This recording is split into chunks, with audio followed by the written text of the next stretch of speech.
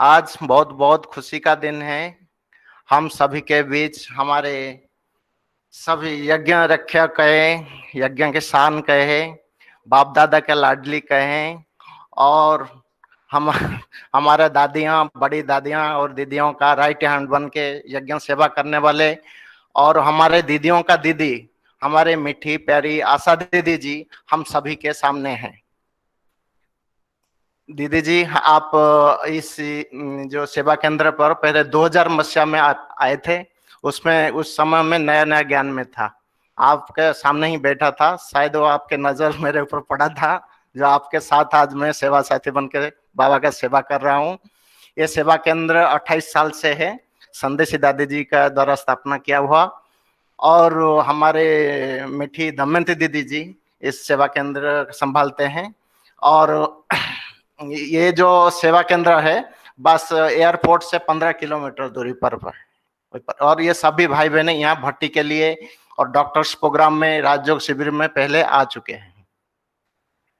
ओम शांति। हमारे दमयंती दीदी का अनुरोध, वो दीदी जी का वेलकम करेंगे। ओम शांति, ओम शांति, ओम शांति। हमारी मीठी आदरणीय को भुवनेश्वर चंद्रशेखर ओर से सभी भाई बहन की तरफ से मैं आपको दिल से स्वागत करती हूँ, स्वागत करती हूँ। ये आज हमारा परम सौभाग्य है कि आपसे हम जरूर कुछ बाबा का ज्ञान सुनेंगे, सुंदर क्लास भी सुनेंगे आज की तपस्या से कैसे व्यर्थ संकल्प को समाप्त करने के लिए। तो सभी भाई बहनों का बहुत उमंग उत्साह है। आपसे इतना सौभाग्य आज हमारा है सभी भाई बहनों का, तो आपसे जरूर सुनेंगे। तो मैं दोबारा आपको दिल से स्वागत करती हूँ दीदी जी, स्वागत। ओम शांति। ओम शांति। आवाज आई मेरी? आवाज आ रही है?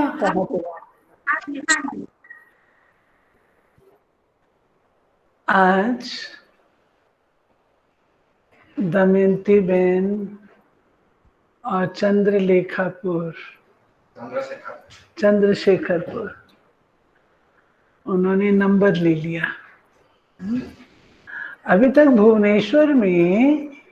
भुवनेश्वर से निमंत्रण नहीं आया था मेरे को क्लास कराने का। तो सबसे पहले दमयंती बहन ने ये नंबर ले लिया, तो दमयंती बहन आपको मुबारक है। हाँ, अभी तक लीना बहन, हाँ, और गीता बहन, उनसे निमंत्रण नहीं आया, परंतु आपकी ओर से आया, तो थैंक यू। भुवनेश्वर तो बाबा की प्यारी मंदिरों की नगरी है ना? मंदिर है ना, भुवनेश्वर बहुत मंदिर है और मंदिरों की नगरी है। ये दो बात का प्रतीक है। मंदिर, एक तो आप सब ने मंदिर बनाए हैं जो आपके श्रेष्ठ शुद्ध संस्कारों का प्रतीक है, और दूसरा अपने ही मंदिर बनाए हैं, तो ये भी एक विशेष बात है। कैसे एक एक मंदिर में एक एक मूर्ति विराजमान है, स्पेशल बात है। वो मूर्तियां कोई और नहीं है, लेकिन आप सब हैं, जिन्होंने अपने आप को तपस्या के बल से पावन बनाया, दिव्य बनाया और वर्ल्ड की अथॉरिटी बनाया। कहा जाता है तप से राज, राज से नर्क, और फिर तप। तपस्या पहली चीज है, उससे राज्य प्राप्त होता है और धीरे धीरे वो राज्य छिनता है, नर्क बन जाता है, और फिर से तपस्या करके राजभाग अधिकारी बनते हैं। तो नर्क और तपस्या ये दो चीज है, दो किनारे हैं जो हमको मिले हैं। नर्क व्यर्थ, फालतू, नेगेटिविटी का प्रतीक है और तपस्या संगम का प्रतीक है। तपस्या बैठ के करने वाली नहीं, बैठ के हम साधना करते हैं। तपस्या हम करते हैं कोई भी लक्ष्य लेकर के उस लक्ष्य को प्राप्त करने के लिए जो भी हमें विधि अपनानी पड़ती है,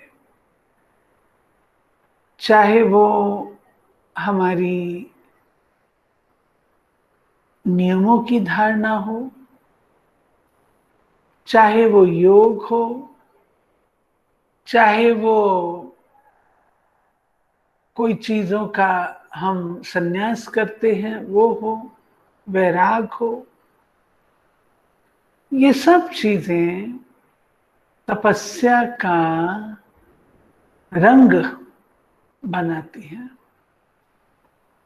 वो तपस्या, एक सिंपल डेफिनेशन, तपस्या वो है जो मैं लाइक नहीं करती हूं उसको मैं तपस्या के बल से लाइक करना शुरू करूं,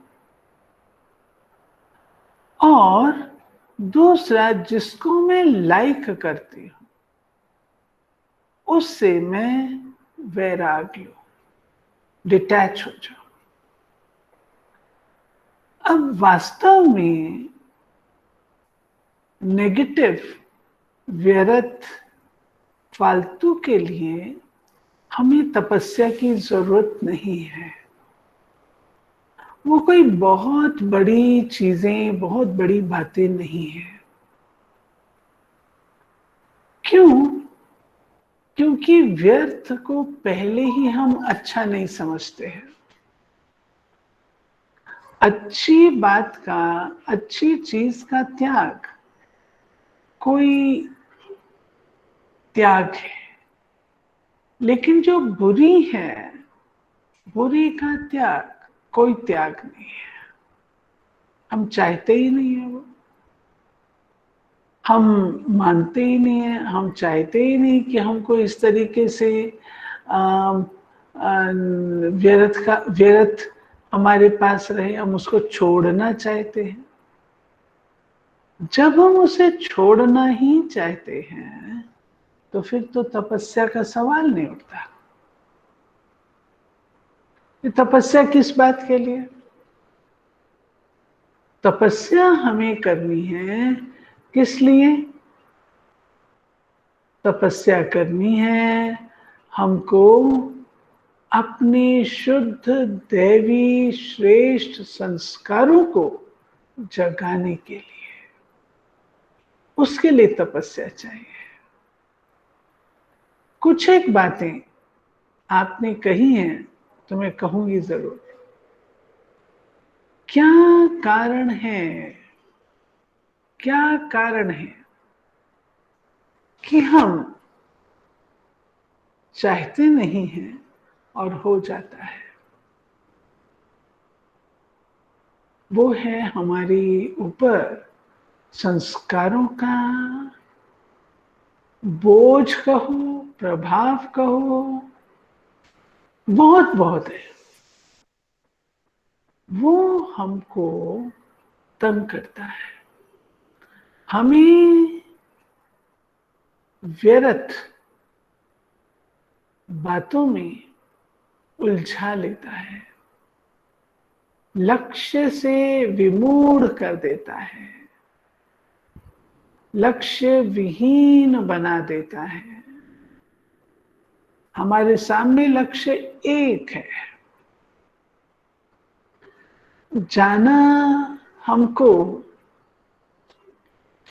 एक स्थान पर है, लेकिन रास्ते में अगर आपको मॉल मिल गया, रास्ते में बहुत सुंदर कोई प्रदर्शनी मिल गई, रास्ते में आपको कोई सखी सहेली मिल गई, वो आपको अपने घर ले जाती है, तो आपने अपने लक्ष्य को छोड़ दिया।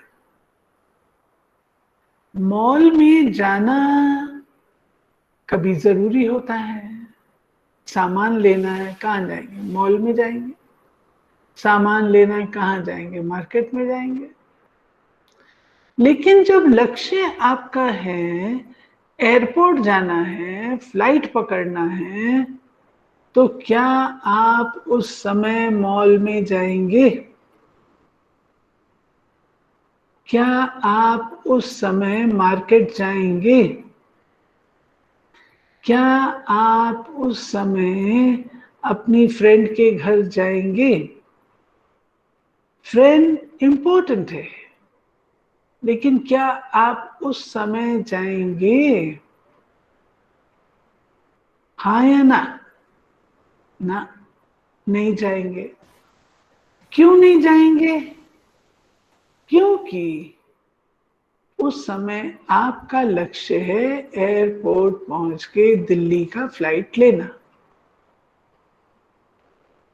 अब दिल्ली का फ्लाइट लेने के लिए अगर रास्ते में आप इधर उधर गए तो आपका फ्लाइट मिस हो जाएगा, आपका फ्लाइट खत्म हो जाएगा, चला जाएगा, आपको छोड़ के चला जाएगा। इस केस में तपस्या क्या हुई? अपने लक्ष्य, अपने फ्लाइट की प्राप्ति। अब बाकी सब चीजें व्यर्थ है, बेशक इंपॉर्टेंट है, लेकिन सब उस समय व्यर्थ है। क्यों? उस समय उसका काम नहीं है, उसका काम नहीं है, और वो आपके बीच में रास्ते में आ रहा है। आप क्या करेंगे? उसको किनारे करेंगे। दूसरी बात, ये लक्ष्य पहले, क्या मैंने अपने जीवन का लक्ष्य पक्का किया हुआ है? क्या लक्ष्य मेरा निर्धारित है? क्या मैं लक्ष्य के प्रति समर्पित हूं? क्या मुझे ये पक्का है कि मैंने लक्ष्मी नारायण बनना है? अब बाबा कहता है बहुत थोड़ा सा समय है, अगर तुम अभी भी नहीं बनेंगे फिर कब बनेंगे? इसलिए बाबा कहता है कि हमें लक्ष्य रखना अपने जीवन के लिए जरूरी है, ताकि आप व्यर्थ से मुक्त हो सके। अगर लक्ष्य नहीं रखा तो व्यर्थ आपका, आपकी एनर्जी, आपकी शक्ति वो खींच के ले जाएगा। इसलिए सबसे पहले निश्चित करो मेरे जीवन का लक्ष्य क्या है, पक्का करो। आज अपने आप से पूछो, चेक करो, मुझे जाना है दिल्ली, और अगर रास्ते में मैं अजमेर, जयपुर ये सब जगह जाऊं तो वेस्ट है ना? वेस्ट है ना? ऐसे ही हमारे संस्कारों में, हमारी बुद्धि में अगर तपस्या का लक्ष्य क्लियर नहीं है तो ये सब चीजें मेरे लिए वेस्ट है। मैं आपको एक एग्जाम्पल बताती हूँ। हमारी गुलजार दादी हमको सिखाती हैं कि अगर आप योग में बैठे हो और योग में बैठे हुए अगर आपको उस समय संकल्प आता है कि सेवा ऐसे करनी चाहिए, ये करनी चाहिए, तो वो व्यर्थ है, वेस्ट। सेवा का प्लान बनाना कोई गलत बात नहीं है,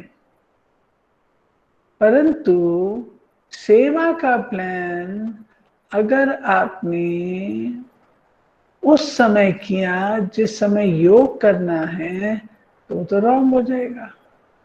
इसलिए बाबा कहता है व्यर्थ को समझना है, व्यर्थ क्या है और समर्थ क्या है।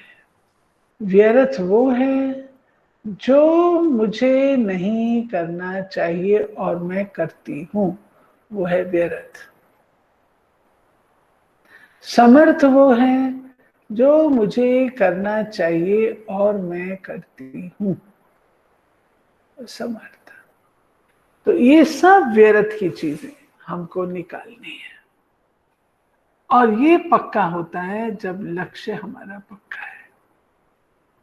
दूसरी बात, हमारा समय, जो समय है उस पर भी अटेंशन। अब हमारे पुरुषार्थ की गति तीव्र होनी चाहिए। एक समय था जो पुरुषार्थ करते थे, कुछ भी सामने आया, कुछ भी हुआ, पुरुषार्थ किया, लेकिन मन से कभी कर लिया, कभी नहीं किया। दीदी पूछती है, भाई आपने क्रोध के ऊपर विजय प्राप्त की? दीदी हाँ, पुरुषार्थ कर रहा है। अब सोचो कितने वर्ष हम इस पर लगाएंगे, कितने वर्ष? इतने वर्ष लगा सकते, इतना टाइम है। अगर आज मुझे देवता बनने का निमंत्रण आ जाए कि आप देवता की सीट पर आकर के बैठो, ये ताज तख्त आपका है, आ करके बैठो, तो क्या मेरे में ताकत है जो मैं जा करके बैठूं? है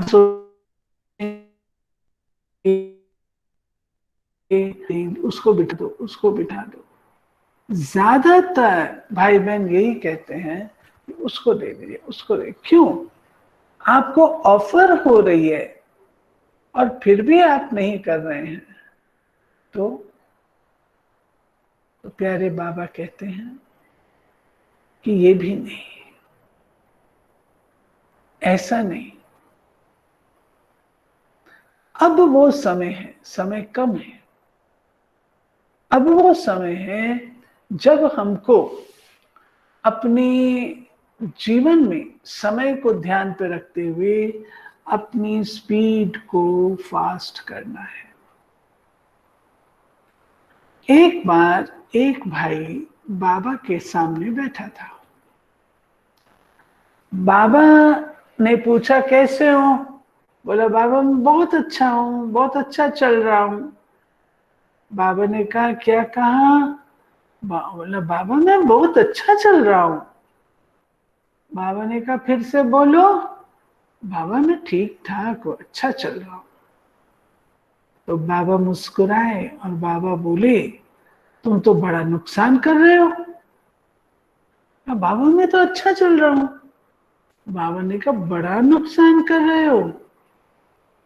क्यों? इस समय उड़ने का समय है और तुम चल रहे हो। अगर कोई उड़ने के समय पर चले तो उसको क्या कहेंगे भाई? समय वेस्ट है ना, पहुंच नहीं पाएगा। इसलिए अब समय है उड़ने और उड़ाने का। उड़ना कैसे है? उमंग और उत्साह, डबल लाइट, हल्का। कौन सी चीज हमें उड़ने नहीं देती? व्यर्थ उड़ने नहीं देता, फालतू उड़ने नहीं देता, साधारणता उड़ने नहीं देती, बांध के रखती है।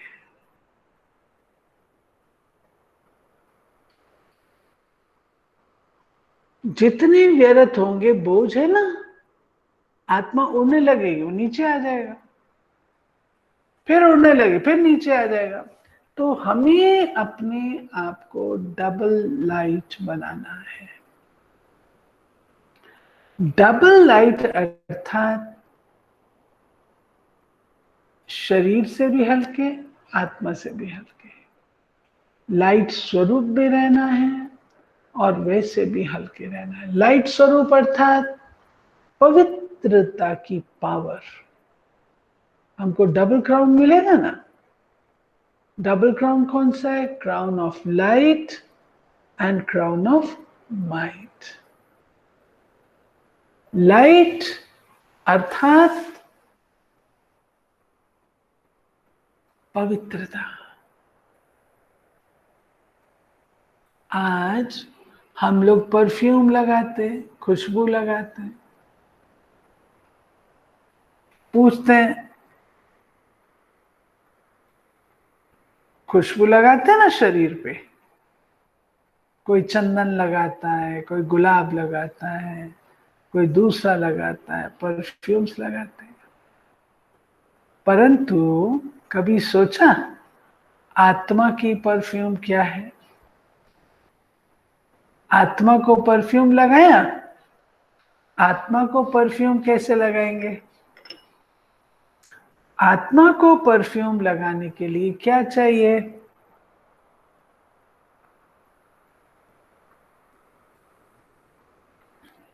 आत्मा को परफ्यूम लगाने के लिए क्या चाहिए? स्थूल परफ्यूम तो है नहीं, सूक्ष्म है। वो परफ्यूम आत्मा को ना स्थूल ना सूक्ष्म कोई नहीं लगा सकता। वो परफ्यूम तपस्या की फैक्ट्री में मैन्युफैक्चर होती है। तपस्या की मैन्युफैक्चरिंग है। कैसे? जितनी जितनी हम तपस्या करते हैं,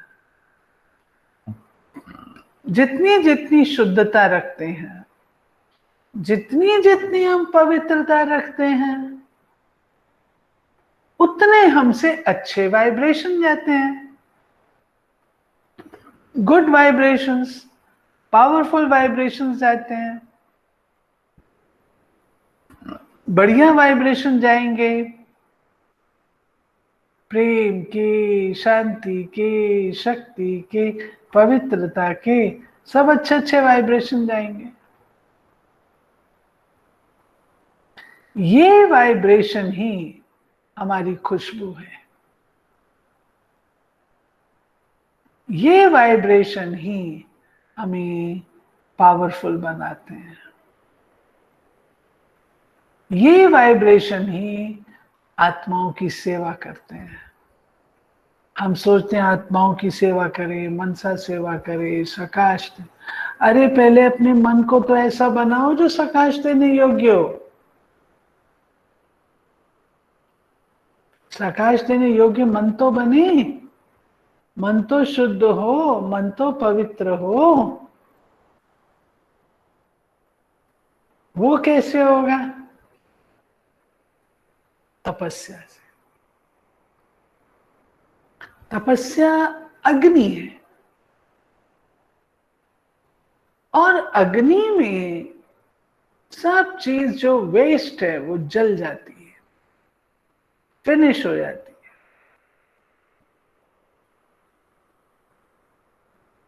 है। अग्नि कौन सी है? लगन की अग्नि है। जितनी लगन होगी, जितनी अच्छी लगन होगी, उतना अग्नि तेजी से जलेगी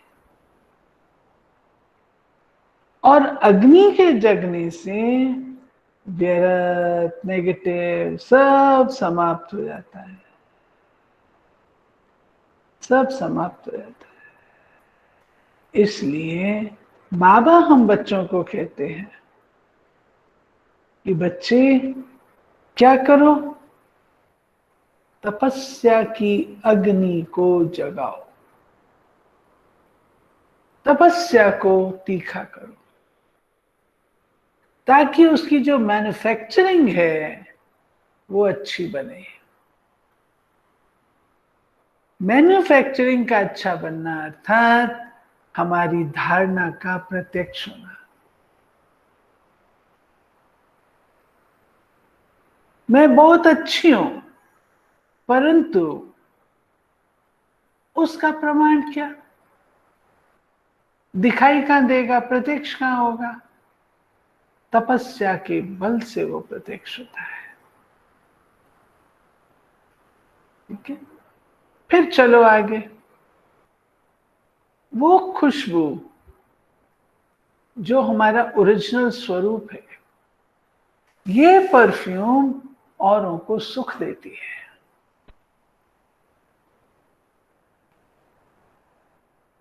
जब सुख देती है तो हमको ब्लेसिंग मिलती है, दुआएं मिलती हैं। तो हमको क्या करना है? अपनी तपस्या को बढ़ाना है। जितना तपस्या को बढ़ाएंगे। दूसरी बात, जब हम व्यर्थ की बात कहते हैं तो दादी जानकी की एक बात मुझे याद आती है। दादी जानकी कहा करते थे, जो व्यर्थ करता है, सुनता है, वो ऐसी आत्मा है जिसके पास और कुछ भी करने का नहीं है, फालतू है, फ्री है। जब कोई व्यक्ति फ्री होता है ना, तो यहां बैठेगा, वहां बैठेगा, वहां बैठेगा, ऐसा करता है। और जब कोई व्यक्ति वो हो जाता है बिजी, तो ये सब नहीं रहता है। इसलिए मीठे बाबा ने हम बच्चों को ये कहा कि बच्चे, आप अपने आप को व्यर्थ मुक्त करना चाहते हो तो क्या करो? समर्थ संकल्प चलाओ, समर्थ मनन और चिंतन करो।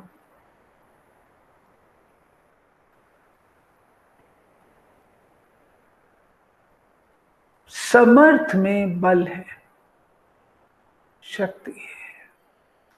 तो समर्थ कहां से लाएं?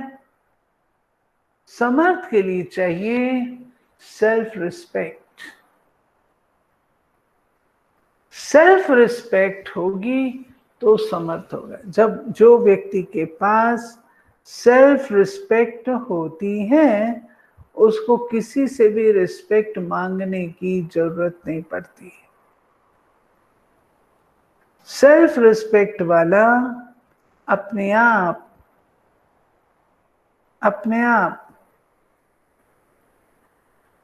रिस्पेक्ट वाला होता है। खुद को रिस्पेक्ट करता है तो उसको बाकी सब लोग रिस्पेक्ट करते हैं। जो खुद को रिस्पेक्ट नहीं करता, अपने अभिमान में रहता है, तो उसका अपमान होता है। लोग उसका अपमान करते। जरूरी थोड़ी है कि अभिमान वाले की बात मानी जाएगी, नहीं मानी जाएगी। क्यों माने? जब उसकी बात नहीं मानते तो सोचता है ये मेरी इंसल्ट कर दी, अपमान कर दिया। जो आत्मा सेल्फ रिस्पेक्टिंग है, वो समझो उसका कोई भी अपमान नहीं कर सकता, कोई भी उसका अपमान नहीं कर सकता। तो हमें सेल्फ रिस्पेक्टिंग बनना है। अपने आप को रिस्पेक्ट दो।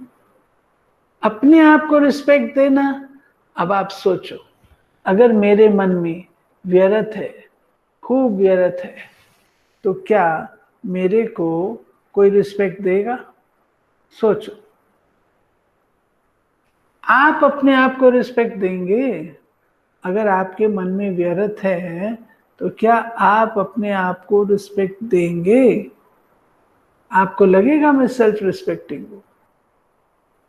लगेगा? नहीं लगेगा।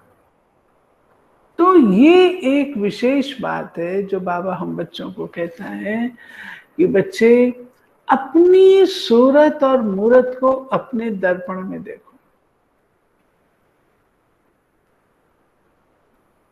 क्या आप स्वयं को पास करते हो?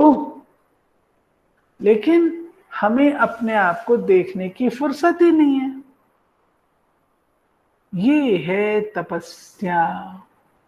जब हम स्वयं को देखते हैं, जब हम स्वयं को देखते हैं, तब पता लगता है कि मेरे में प्लस पॉइंट क्या है, माइनस पॉइंट क्या है।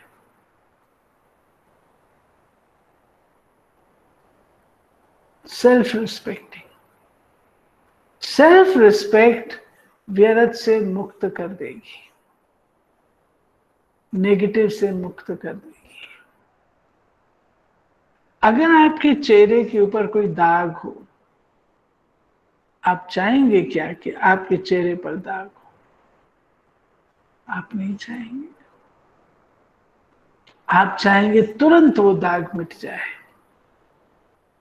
ऐसे ही आत्मा के ऊपर जो दाग लगे हैं वो कैसे मिटेंगे? वो कैसे? कोई दूसरा आके तो नहीं मिटाएगा। खुद को मिटाने हैं, वो कैसे मिटेंगे?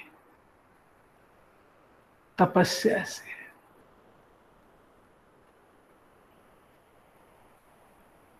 जितना हमारा इंटरेस्ट तपस्या में रहेगा, उतनी मानसिक सफाई होगी,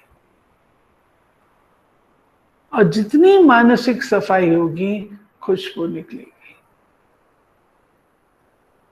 कहीं कहीं कोई कोई सेंटर पर आप जाते हो तो आप क्या कहते हो? यहां से बहुत अच्छे वाइब्रेशन आ रहे हैं। और कोई कोई स्थान पर जाते हो तो क्या कहते हो? यहाँ के वाइब्रेशन अच्छे नहीं है। हमें अपने आप को, अपने साथियों को, अपने स्थान को ऐसा बनाना है जहां से अच्छे वाइब्रेशन आए, पूजनीय बने, पूजा योग्य हो। फिर बाबा कहता है इसके साथ साथ आपको क्या करना है? क्या करना है? समर्थ संकल्प चलाने के लिए अध्ययन, अध्ययन करना है। क्योंकि जैसी स्मृति वैसी स्थिति। अगर स्मृति अच्छी है तो स्थिति और वृत्ति अच्छी होगी। अब स्मृति को अच्छा कैसे बनाएं?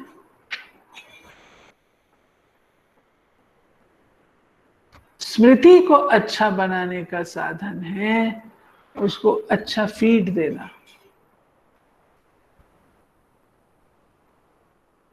क्या फीड देंगे? क्या फीड देंगे? बाबा की मुरलियां, अव्यक्त बाप दादा की मुरलियां।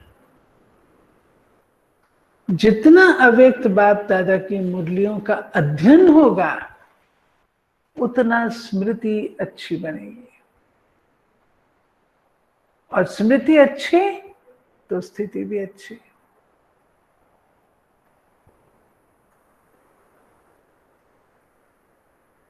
हम सब कहते हैं कि हमको मनसा सेवा करनी है, सकाश देना है। सकाश देने की ताकत भी तो चाहिए ना।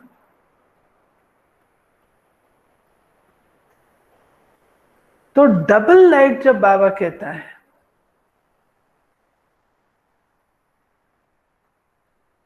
बुद्धि से जो बोझ है बोझ लेके नहीं घूमो। एक बार बाबा ने एक मुरली चलाई थी, बाबा ने कहा था अपना दृश्य खींचो।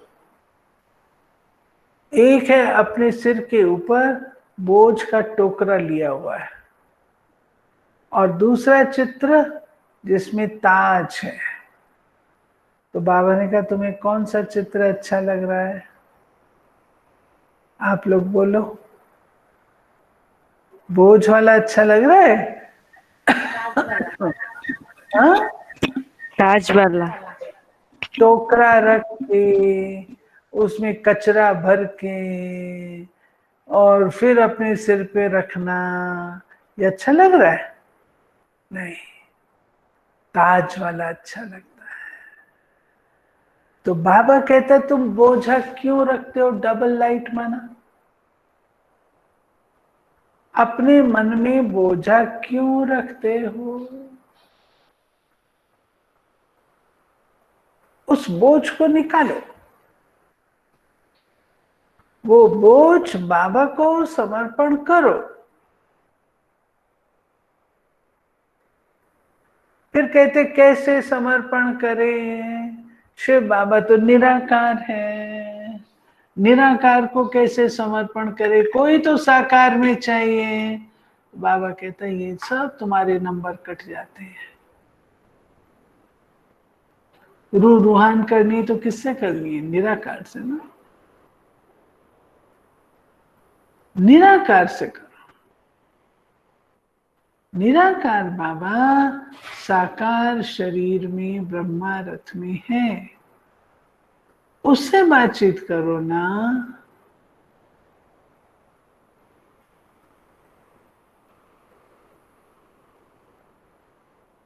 उससे तो बातचीत नहीं करते, साथियों से करते।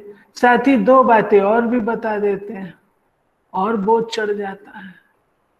गए थे उतारने को, उसने और चढ़, अरे तुम ठीक कह रही है, तेरे को पता है मैंने भी ऐसा सुना है, हाँ ऐसी ऐसी बात होती है। वो चढ़ गया और बोझ।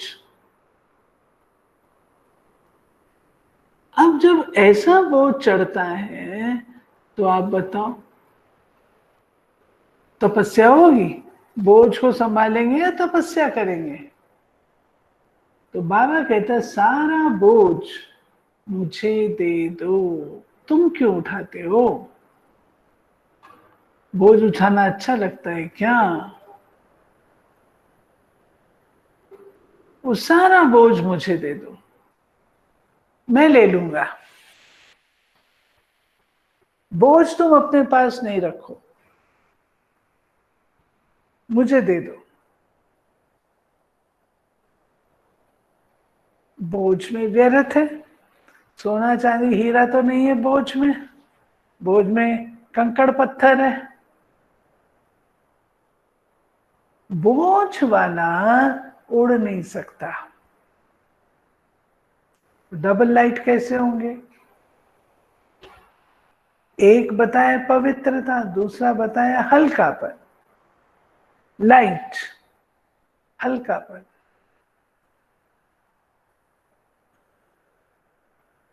वो हमको बनना है। बन सकते हैं, हो सकता है। हाँ बाबा हो सकता है, तब तो बाबा हमको पढ़ाता है। अगर ना हो सकता हो तो बाबा क्यों पढ़ाए? बाबा ने एक मुरली में कहा था बच्चे बड़े सयाने हैं, एक कुछ होता है उसको फिर भरते जाते भरते जाते भरते, वो बढ़ता जाता है बढ़ता जाता है बढ़ता जाता, फिर भारी हो जाते हैं।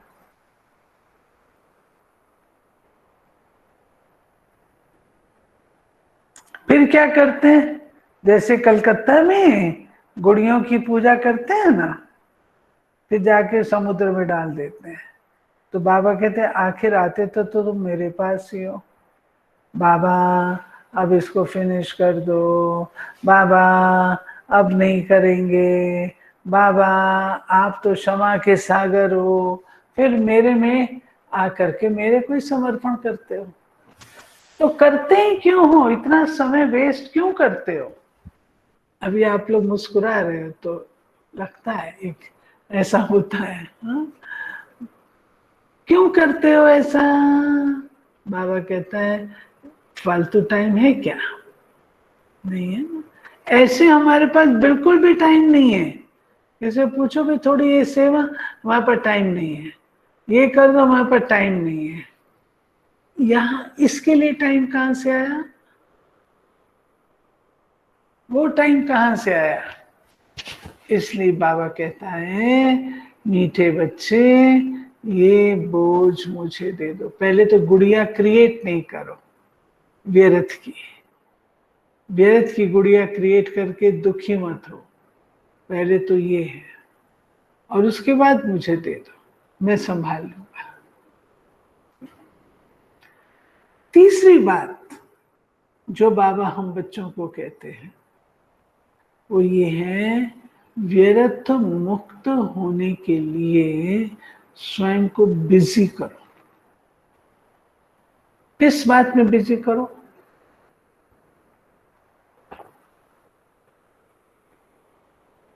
किस बात में बिजी करो? दानी बनो, महादानी बनो, वरदानी बनो। दान देना है। जैसे ग्रहण लगता है तो क्या कहते हैं? दे दान तो छूटे ग्रहण। तो दान देंगे तो ग्रहण छूटेगा ना। अब ये व्यर्थ लगा हुआ है, इसको खत्म करने के लिए दानी बनो, महादानी। गुणों का दान करो। गुणों का दान करेंगे तो ख्याल में आएगा। महादानी बनो, वाचा से दान करो। वरदानी बनो, संकल्पों से दान करो। ये है तरीका। क्यों? उससे दुआएं मिलेंगी। और आपको एक बात बताती हूं,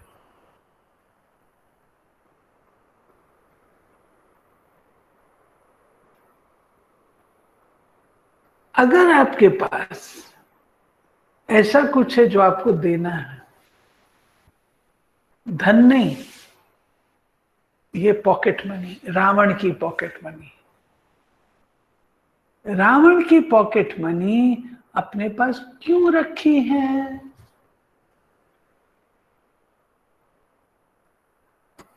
जो चीज आपकी नहीं है वो आपने क्यों रखी है?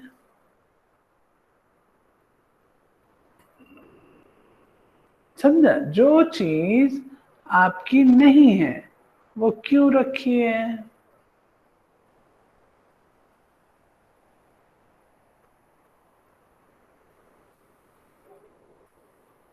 अगर मेरी चीज आपके पास होगी तो मैं बार बार आपको खटखट करूंगी ना, भाई मेरा पेन आपके पास है, मेरा बैज आपके पास है, बोलूंगी ना। अब हमने भी रावण की चीजें रखी हुई हैं। क्योंकि रावण की चीज रखी है तो रावण बार बार बार बार हमारे आगे पीछे चक्कर लगाता है। क्यों? उसकी चीज हमारे पास पड़ी है। आप वो दे दो तो रावण नहीं आएगा, माया नहीं आएगी। बच्चे कंप्लेन करते हैं माया आती, क्यों आती है? आपने उसकी चीजें क्यों रखी हैं?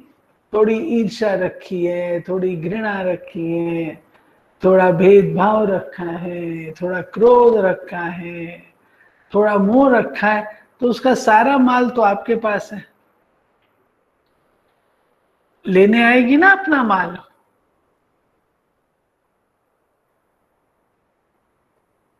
अपना माल तो लेने आएगी।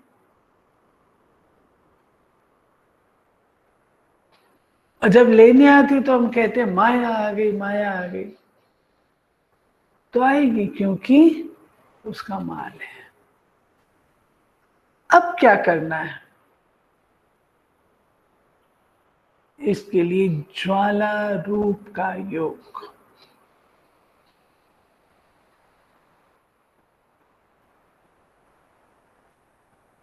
ज्वाला रूप,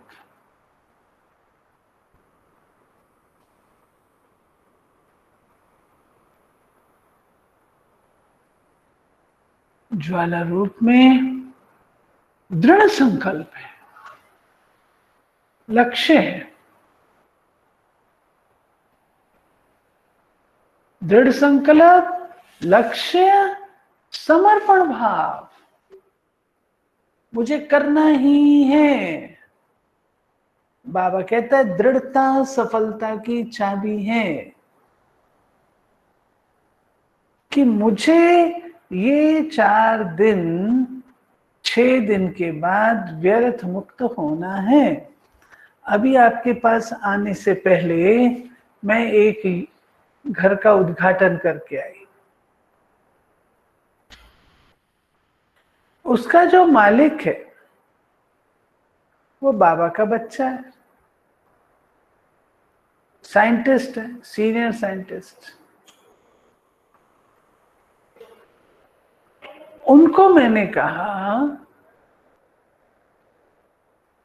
कि सच सच बताओ, गुस्सा आता है? बोले गुस्सा नहीं आता। मेरे को बहुत थोड़े लोग मिलते हैं जो कहते गुस्सा नहीं आता। कहते मुझे बिल्कुल गुस्सा नहीं आता।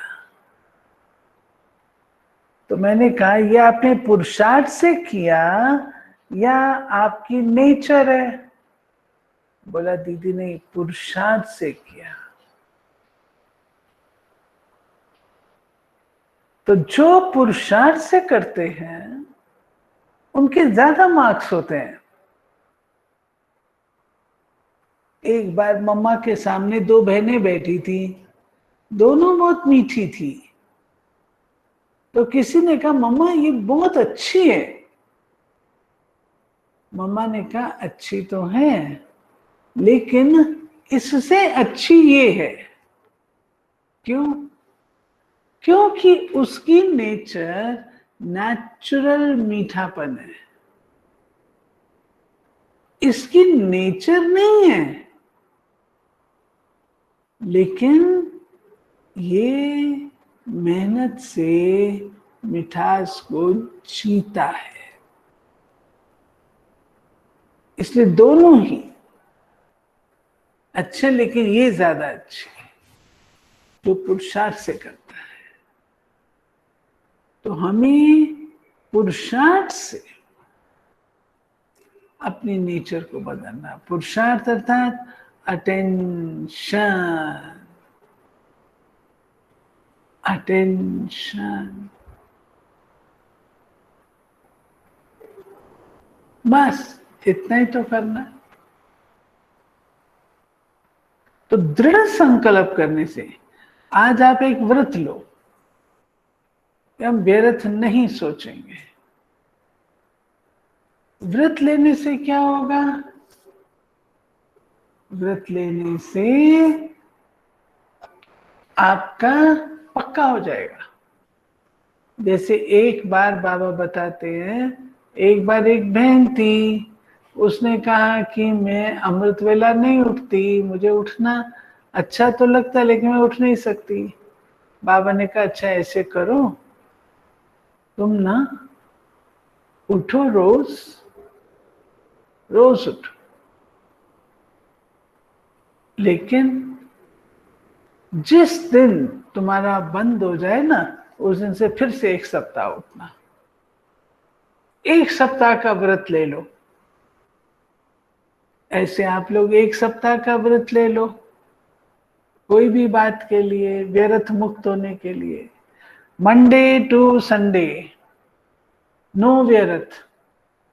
अगर कोई दिन व्यर्थ आ गया बीच में, उस दिन से फिर से 1 हफ्ते का व्रत, फिर से 1 हफ्ते का व्रत, फिर से 1 हफ्ते का, करते करते मुक्त हो जाएंगे। ये है विधि। ठीक है, तो व्रत तो ये सोच लो, हमको ताज लेना है, खुशबू लेनी है और देनी है, तो व्यर्थ मुक्त बनना है। कोई आपको व्यर्थ सुनाए ना, कान बंद कर लो, तो मेरे को सुनने की फुर्सत नहीं है। व्यर्थ दिखाए ना, आंख बंद कर लो, मेरे को फुर्सत। इसी का नाम तपस्या है। तपस्या कोई और चीज नहीं है, यही तपस्या है।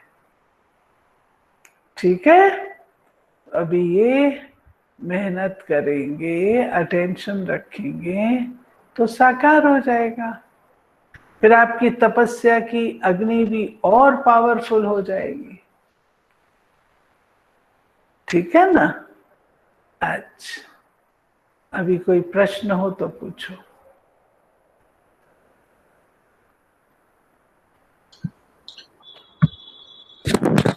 बहन जी ओम शांति। ओम शांति। इसे समय नजदीक है, समय कम है, एग्जाम नजदीक है, तो हम पुरुषार्थी घर गृहस्थ में रह के तीव्र पुरुषार्थी बनने का मुश्किल कैसे बने, इसके लिए 2-4 पॉइंट बता दें। तीव्र पुरुषार्थ माना बाबा जो कहे और प्रैक्टिकल, उसमें गैप नहीं छोड़ना।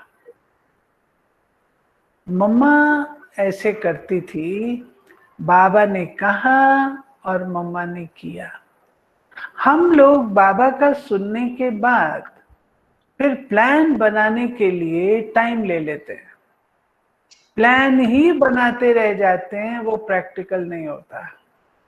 इसलिए तुरंत सुना और उसको किया, चाहे थोड़ा करो चाहे ज्यादा करो, लेकिन तुरंत दान महाकल्याण, तुरंत करो। ठीक है, धन्यवाद।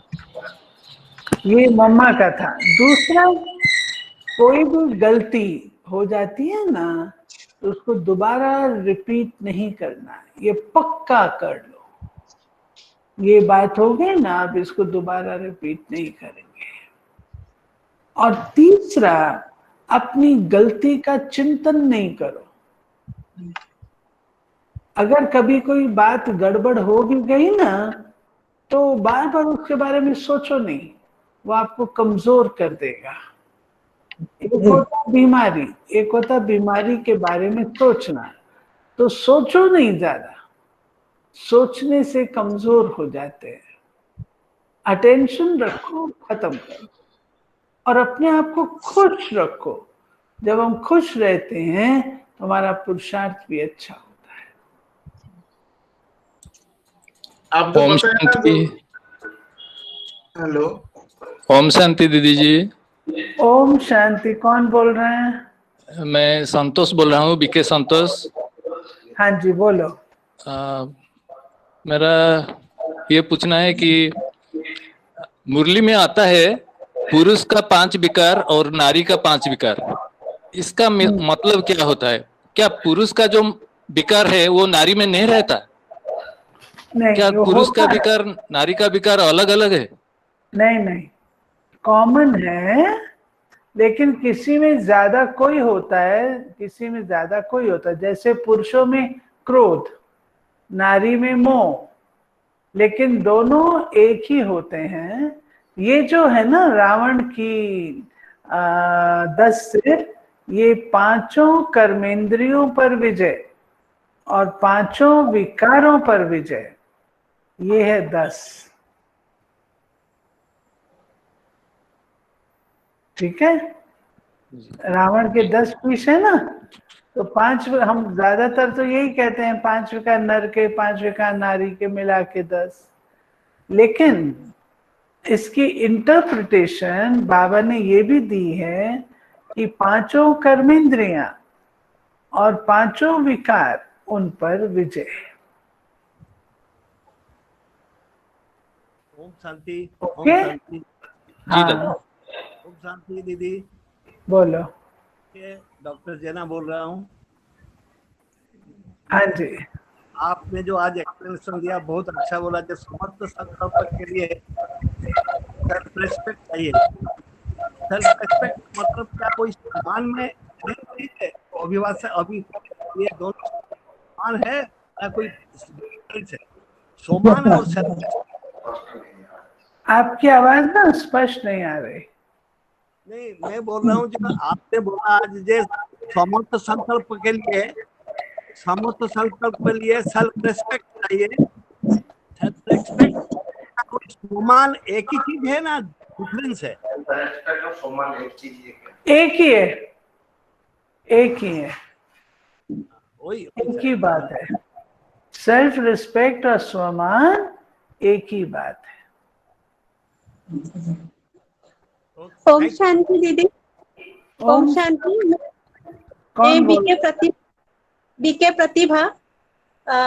एक सवाल था कि रहम दिल और साक्षी दृष्टा इनमें बैलेंस कैसे रखें? रहम दिल और साक्षी दृष्टा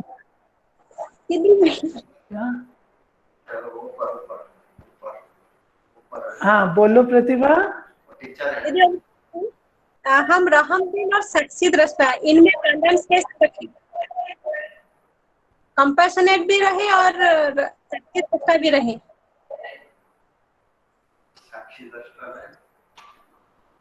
समझ नहीं रहम आता। दिल और देखिए रहम दिल और साक्षी दोनों ये दोनों अलग अलग हैं। रहम दिल माना औरों पर रहम करना, मानो कोई पर क्रोध है, कोई क्रोध कर रहा है, अगर आप क्रोध साथ में कर लेंगे तो वो तो चटा बेटी हो जाएगी। लेकिन जो क्रोध कर रहा है उस पर रहम कर दो, ये बेचारा अपनी कमजोरी के वशीभूत है तो उसको छोड़ देंगे, ये हो गया वो रहम। साक्षी दृष्टा माना चुप करके देखना, जो रोल चल रहा है, पाठ चल रहा है, उसको चुप करके देखना, इंटरफेयर नहीं करना।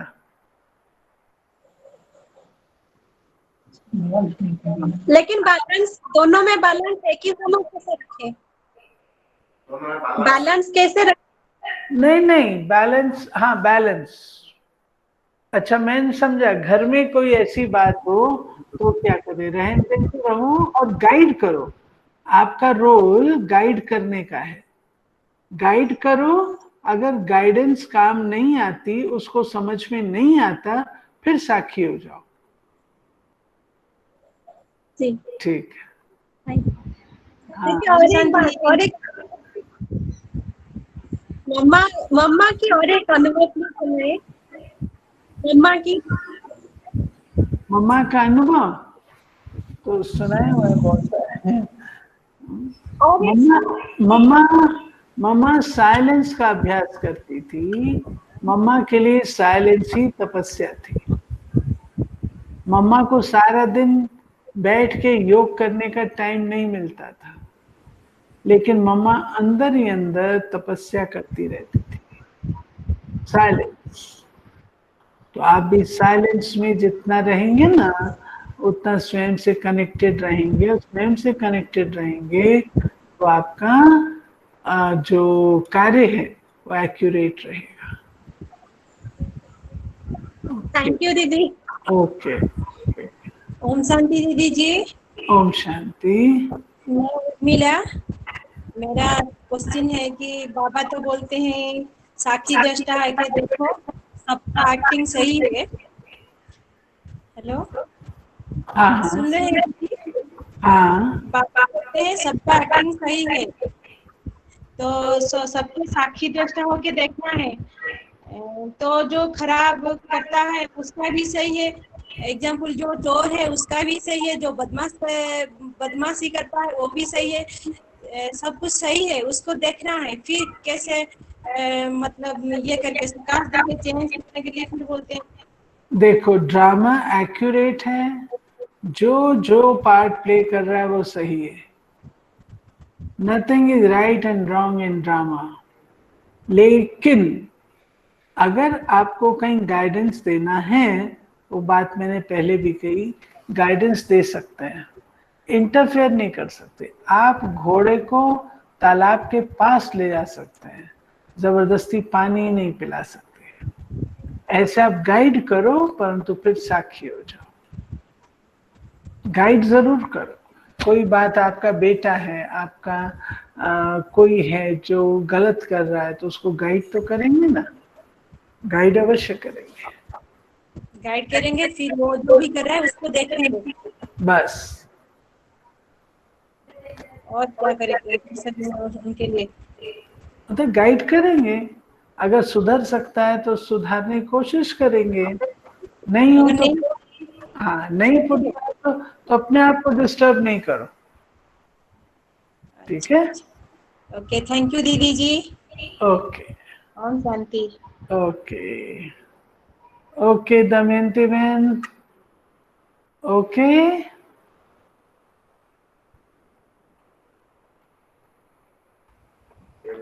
आपकी आवाज नहीं आ रही। आपको दिल से थैंक्स है। अच्छा अच्छा अच्छा। थैंक यू दीदी, थैंक यू दीदी। ओके ओम शांति दीदी जी। सभी ओके भाई बहन के तरफ से आपको दिल से थैंक्स देती हूँ, क्योंकि आज इतना पावरफुल क्लास आपने कराया, तो सभी भाई बहन भी खुश है। और ये भी हमारा ये साक्षी दृष्टा का भी मन में था, तो आपने आज बताया, बहुत खुश थे हम सभी ने। और आपको बार बार दिल से थैंक्स देती हूँ, ये हम सबको आज सौभाग्य मिला आपसे मिलने के लिए, और हमारा नीलकंठ भाई आपसे मिलाने का माध्यम बना, तो उनको भी थैंक्स देती हूँ दीदी। Okay, thank you. हम सब अभी आगे हाथ मिला के दीदी को भगवान थैंक्स से करें, हाथ मिला के दीदी को थैंक्स करें सर। ओके, चलो अभी 1 मिनट बाबा की याद में बैठेंगे। आकाश कोई गीत लगा दो।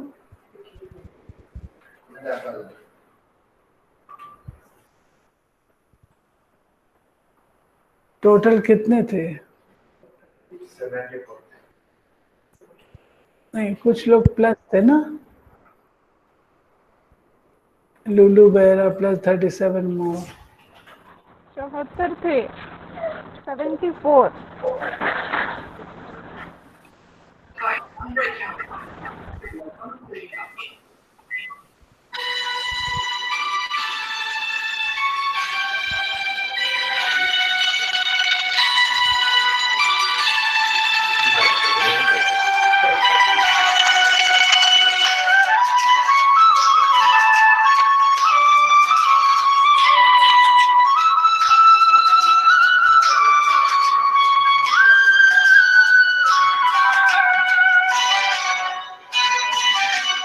नजरों में अपनी रखना, नजरों में अपनी रखना, तू मुझको हर पल नजरों में अपनी रखना, नजरों में अपनी रखना, तू मुझको हर पल, बस इतनी सी कर देना प्रभु मुझ पे तू मेहर, नजरों में अपनी रखना, नजरों में अपनी रखना।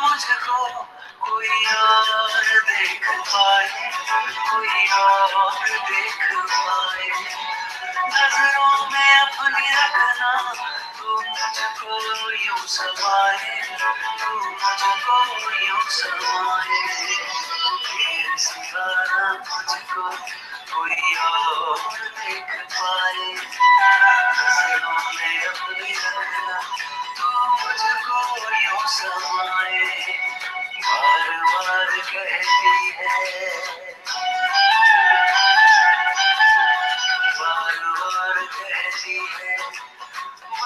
यही लहर बार बार कहती है, मन की यही लहर बस इतनी सी कर देना प्रभु मुझ पे तू महर, नजरों में अपनी रखना, नजरों में अपनी रखना।